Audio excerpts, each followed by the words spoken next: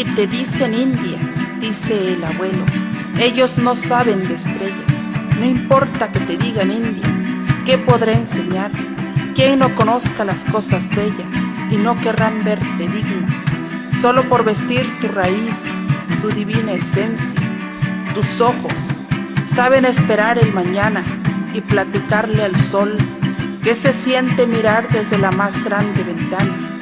Tu cielo no tiene fronteras, como el don que tienes para amar.